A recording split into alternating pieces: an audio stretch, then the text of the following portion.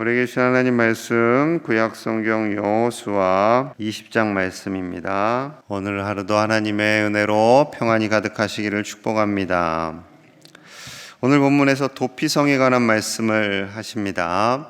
이 도피성에 관해서는 이미 모세에게 언급하셨지요. 그래서 1절과 2절에 이렇게 말씀하세요. 1절 2절입니다. 여호와께서 여호수아에게 말씀하여 이르시되 이스라엘 자손에게 말하여 이르기를 내가 모세를 통하여 너희에게 말한 도피성들을 너희를 위해 정하여. 하나님께서 이미 모세를 통하여 말씀하셨고 모세는 이스라엘 백성들에게 도피성에 관해 지켜야 할 것들을 이미 선포하였습니다. 언제 그랬는가? 출애굽기 21장까지 거슬러 올라가게 됩니다. 출애굽기 21장 12절과 13절 들어보십시오. 사람을 쳐 죽인 자는 반드시 죽일 것이나 만일 사람이 고의적으로 한 것이 아니라 나 하나님이 사람을 그의 손에 넘긴 것이면 내가 그를 위하여 한 곳을 정하리니 그 사람이 그리로 도망할 것이며. 자, 사람을 쳐 죽인 자, 사람을 의도적으로 살해한 자, 돌이나 몽둥이나 이러한 것을 가지고 미워해서 살해를 하였을 경우에 그는 반드시 죽어야 합니다. 그게 법입니다. 살인죄에 해당하기 때문에 죽어야 했어요.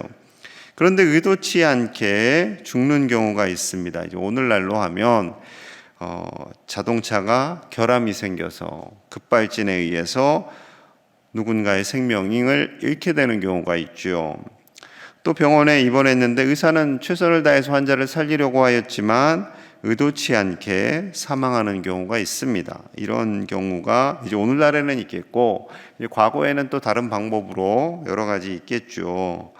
자, 이러할 때 가해자가 전혀 의도치 않게 일어난 사건에 대해서 그 사람을 보호하기 위해 도피성을 만드셨다라고 그 의도를 이제 출애굽기에서 말씀하신 거죠. 그리고 구체적으로는 민수기 35장, 신명기 19장, 그리고 오늘 읽은 여호수아 20장에 걸쳐서 무려 3번에 걸쳐서 아주 자세하게 설명을 하고 계십니다. 왜 이렇게 자세하게 거듭 강조를 하실까요? 자, 그 이유가 3절에 있습니다. 3절 함께 봅니다. 시작. 부지 중에 실수로 사람을 죽인 자를 그리로 도망하게 하라. 이는 너희를 위해 피해 보복자를 피할 곳이니라. 아멘. 너희를 위해, 2절에서도 너희를 위해 라고 말씀하고 계시고 3절에서도 너희를 위해, 즉 우리를 위해서라는 거죠. 이 도피성을 만드신 것은 누구든지 그런 실수를 할 수 있기 때문에 그렇다라는 겁니다. 누구든지 우리가 생각지도 못하게 갑자기 이런 일이 발생할 수 있다라는 거죠. 그렇기 때문에 이 일로 인해서 피해 보복자, 즉 죽임을 당한 자의 가족이나 보복하려는 사람들로부터 그 살인자를 보호하기 위함이다라는 겁니다. 우리도 얼마든지 누군가에게 실수로 상해를 입히거나 그의 생명을 빼앗을 수가 있게 되는 거죠. 그래서 하나님께서는 이스라엘에 6곳의 도피성을 예비하게 하셨습니다. 6곳. 그 조그만 땅에 6곳을 주셨어요. 자, 7절, 8절입니다. 7절. 이에 그들이 납달리의 산지 갈릴리 게데스와 에브라임 산지의 세겜과 유다 산지의 기럇 아르바 곧 헤브론과 여리고 동쪽 요단 저쪽 루벤 지파 중에서 평지 광야의 베셀과 갓 지파 중에서 길르앗 라못과 므낫세 지파 중에서 바산 골란을 구별하였으니. 자, 게데스, 세겜, 헤브론, 베셀, 길르앗 라못, 바산 골란, 이렇게 6개, 이 6개의 성읍을 도피성으로 합니다. 그런데 나중에 지도를 한번 보실 기회가 한번 찾아보세요. 이게 정확하게 위에 2개, 가운데 2개, 밑에 2개 이렇게 됩니다. 여러분 초콜릿 복근이라고 하죠. 초콜릿 이렇게 각진 거 6개 탁 그렇게 정확하게 6개를 거리도 상당히 간격이 있게 만드셨어요. 자, 정확하게는 하루길에 도망자가 갈 수 있도록 약 48km 정도 하루길에 갈 수 있도록 이렇게 배려를 하신 거죠. 만약에 이스라엘 전체에 한 곳만 정했다, 한가운데라 할지라도 그 끝에서 끝까지 다 오려고 하면 시간이 많이 걸리겠죠. 그 성 주변에 있는 사람은 쉽게 살 수 있겠지만 저 그 위나 저 밑에서 올라가는 사람은 올라가거나 내려가다가 보복자에 의해서 죽임을 당할 수도 있는 겁니다. 이렇게 배려를 하신 것은 한 영혼이라도 헛되게 죽지 않게 하시기 위한 하나님의 은혜이지요. 하나님은 생명을 소중히 여기십니다. 한 사람의 생명이라도 헛되이 죽임을 당하지 않기를 원하시죠. 그 생명을 소중히 여기는 마음을 갖기를 원하시는 거예요. 오늘날 생명을 쉽게 여기고 서로 폭력을 행사해서 타인의 생명을 빼앗는 기사들이, 사건들이 종종 일어납니다. 심지어 자신의 생명을 가볍게 여기고 스스로 목숨을 끊는 일도 생기죠.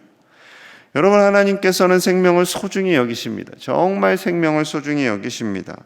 그 생명을 소중히 여기시는 하나님의 마음을 알고 나의 생명과 타인의 생명을 소중히 여기며 아끼며 사랑하실 수 있는 저와 여러분들 되시기를 간절히 축복합니다.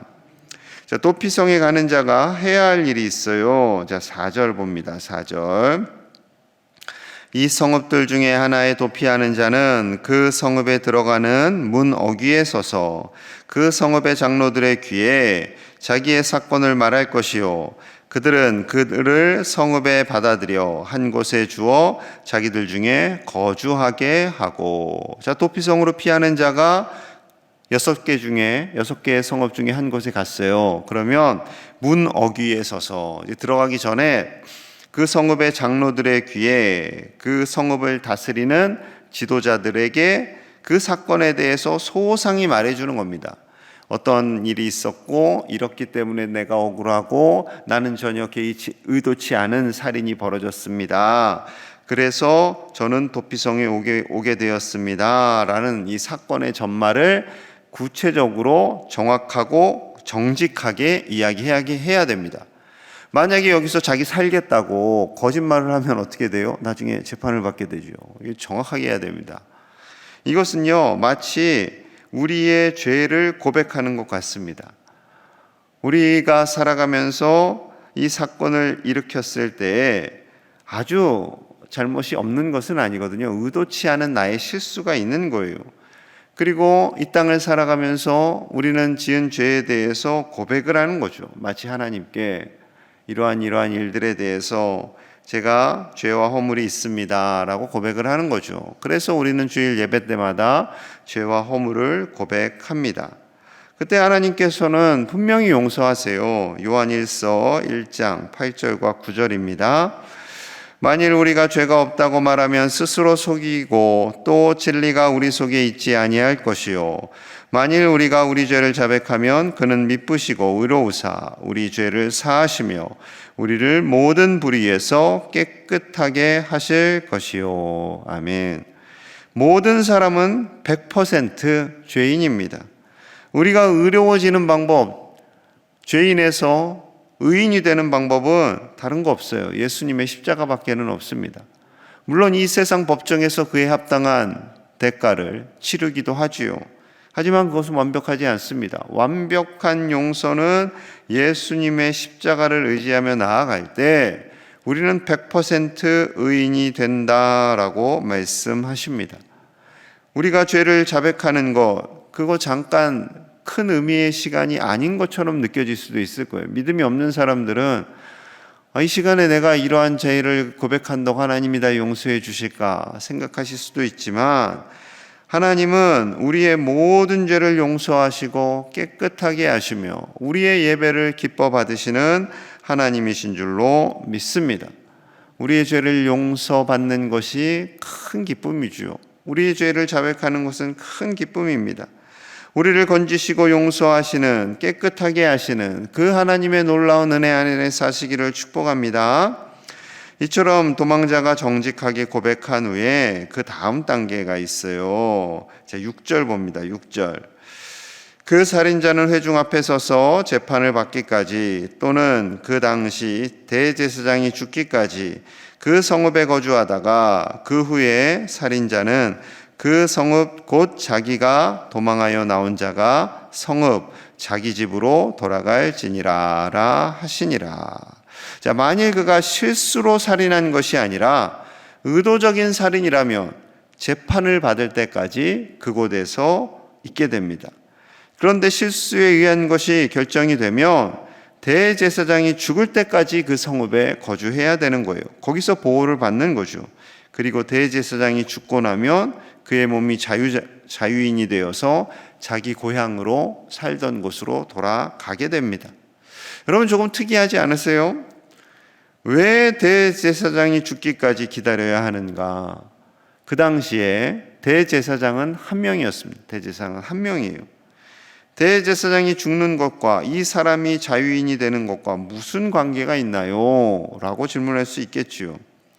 여러분, 이 대제사장은요, 한 명이신 대제사장은 바로 예수 그리스도를 의미합니다.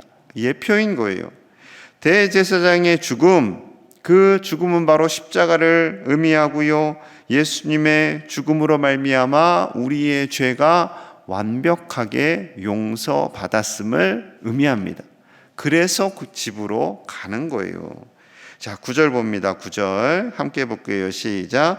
이는 곧 이스라엘 모든 자손과 그들 중에 거류하는 거류민을 위하여 선정된 성읍들로서 누구든지 부지 중에 살인한 자가 그리로 도망하여 그가 회중 앞에 설 때까지 피해 보복자의 손에 죽지 아니하게 하기 위함이라. 아멘. 누구든지 이스라엘의 모든 자손들뿐만 아니라 이스라엘 땅에 거류하는 모든 외국인들까지도 이 법을 주시는 거죠. 그러니까 하나님의 영향력 안에 있는 모든 사람들에게 그들을 다 살리시는 하나님의 은혜, 그 은혜를 보여주시는 것이 바로 도피성이고, 이 도피성을 주신 것은, 대제사장을 주신 것은 바로 예수 그리스도의 십자가임을 말씀하고 있습니다. 예수님께 나아가는 모든 자는 다 살게 됩니다. 다 살게 돼요. 이것이 바로 도피성을 주신 하나님의 마음이에요. 예수님을 예표하는, 예수님의 십자가 사건을 미리 보여주시는 것이지요. 예수님께 나아가는 자는 누구든지 살아날 수 있습니다. 예수님께 나아가는 자는 구원을 얻습니다. 요한복음 10장 9절이에요. 내가 문이니 누구든지 나로 말미암아 들어가면 구원을 받고 또는 들어가며 나오며 꼴을 얻으리라. 예수님을 통하여만 구원을 얻게 되고 누구든지 구원을 얻게 되고 예수님께 나아가는 자는 구원을 얻고 꼴을 얻으리라. 참된 양식을 얻게 됨을 말씀하고 있습니다. 그렇습니다. 예수님만이 우리의 이 땅에서 주시는 가장 큰 은혜입니다. 우리의 생명을 살리는 은혜이며 죄에서 자유를 주시는 은혜이며 우리를 살리시고 우리를 사랑하시는 하나님의 온전한 사랑의 결실이 바로 예수님의 십자가입니다. 그 예수님의 십자가를 가슴에 품고 사시는 저와 여러분들 되시기를 간절히 축복합니다. 도피성이 지금 우리와는 솔직히 아무 의미가 없습니다. 표면적으로. 지금 우리가 죄를 졌다고, 그리스도인이 죄를 졌다고 해서 대한민국에 도피성을 하나 만들어주세요 이러실 수는 없고요. 그 도피성은 오직 예수 그리스도입니다. 예수님만이 우리의 도피성이 되시고 우리를 살리시고 우리를 영원한 자녀 삼아주시는 그 놀라운 은혜, 그 은혜만을 가슴에 새기시며 오늘 하루도 하나님의 풍성한 은혜 안에 거하시는 우리 모든 제1의 가족들 되시기를 간절히 축복합니다. 우리 함께 마음을 모아서 기도하겠습니다. 오직 십자가, 예수님의 그 십자가 은혜로 살기를 소망합니다. 그 은혜 안에 감사하며 살기를 원합니다. 세상에서 여러 가지 불의한 일도 있고 속상한 일도 있고 억울한 일도 있다 할지라도 예수님의 십자가로 우리가 나아갈 때 우리는 온전히 용서함을 받고 참 자유를 누립니다. 하나님의 자녀로 삽니다. 그 자유 안에 거하는 믿음의 백성들 되게 하여 주시옵소서. 또한 우리 대학 입시를 보고 취업을 준비하는 우리 자녀손들 우리 고3들을 위해서 기도하겠습니다. 저들에게 담대함을 주시고 하나님 주신 은사를 따라 이 겨울이 다가오는 이 기간에 최선을 다해서 준비하며 나아갈 수 있도록, 두려워하지 않도록, 걱정하지 않도록 우리 입시와 취업을 준비하는 자녀들을 위해서도 함께 기도하며 오늘 하루를 하나님께 내어 맡기며 간절히 기도하겠습니다. 하나님 아버지 감사합니다. 우리에게 십자가의 은혜를 주심에 감사합니다. 예수 그리스도 그 십자가의 은혜를 주셨기에 우리가 살았습니다. 우리가 죽지 않고 살았습니다. 우리가 이 땅에서와 영원히 하나님의 자녀로 삽니다. 이 큰 은혜를 주심에 감사합니다. 그 놀라운 십자가의 은혜, 그 십자가의 사랑만 가슴에 새기며 살도록 인도하여 주시옵소서. 우리가 피할 것은 오직 예수 그리스도 그 은혜밖에 없습니다. 오직 주님께로만 나아갑니다. 주님 우리를 붙잡아 주시고 세상에서의 모든 억울함과 분노와 절망에서 우리를 건져 주시옵소서. 죄와 사망에서 우리를 건져 주시옵소서. 우리의 모든 허물을 용서하여 주시고 하나님께로 나아갑니다. 오 주님 우리를 도와주시옵소서. 우리를 용서하여 주시고 하나님의 자녀 삼아 주시옵소서. 그 은혜만이 우리를 살립니다. 그 은혜만이 우리를 살립니다. 주여 은혜로 나아갑니다. 주여 그 은혜가 우리 안에서 눈 녹듯 가득가득하게 하여 주시고 모든 죄악이 사라지게 하시고 아버지여 그 은혜 안에 거할 수 있도록 주여 도와주시옵소서. 아버지 도와주시옵소서. 아버지 은혜를 부어주시옵소서. 아버지 입시를 준비하는 우리 자녀손들이 있습니다. 다음 세대 있습니다. 대학 수능과 또한 우리 취업을 위해서 기도하는 모든 청소년들 주여 도와주시옵소서. 아버지 저들의 길을 열어주시옵소서. 절망하거나 두려워하지 않게 하여 주시옵소서. 낙심하지 않게 하여 주시고 아버지 저들의 미래가, 저들의 청년의 때가 하나님 보시기에 정말로 힘있게 아름답게 멋지게 펼쳐질 수 있도록 저들의 가는 길을 열어주시고 형통케 하여 주시옵소서. 아버지 도와주시옵소서. 아버지 은혜를 도하여 주시옵소서. 하나님 아버지 감사합니다. 죄로 말미암아 죽었던 우리를 살리시고 예수 그리스도 그 십자가의 보혈로 우리의 모든 죄와 허물을 용서하여 주시니 감사합니다. 우리가 피할 곳은 오직 예수님의 십자가밖에는 없습니다. 우리의 억울함과 우리의 모든 속상함과 절망과 두려움과 낙심에서 십자가의 은혜로 건져 주시옵소서. 우리의 모든 상한 심령이 회복되고 치유되게 하여 주시옵소서. 이 새벽에 나와 간절히 기도할 때마다 우리의 답답한 심령이 회복되게 하여 주시옵소서. 기도에 아버지 응답하여 주시고 우리의 상한 마음과 육신을 치료하여 주시고 하나님의 놀라운 치유가 이 새벽에 일어나도록 주여 역사하여 주시옵소서. 입시와 취업을 준비하는 우리 자녀손들이 있습니다.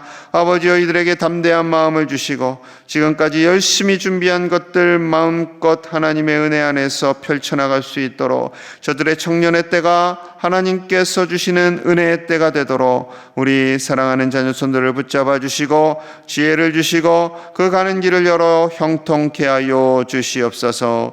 오늘 하루도 하나님의 은혜 안에 살게 하시고 간절히 기도하는 모든 것들이 응답되어 주며 참 평강을 누리는 모든 제1의 가족들의 삶이 되도록 축복하여 주시옵소서. 감사합니다. 귀한 예물을 올려드리는 손길에 축복하여 주시고 언제나 하나님께 감사하며 주시는 애 안에서 참 기쁨을 누리며 살아가도록 축복하여 주옵소서. 예물이 쓰이는 곳마다 하나님의 나라가 임하며 참 평강이 임하도록 축복하여 주시옵소서. 예수님 이름 받들어 간절히 기도하옵나이다. 아멘.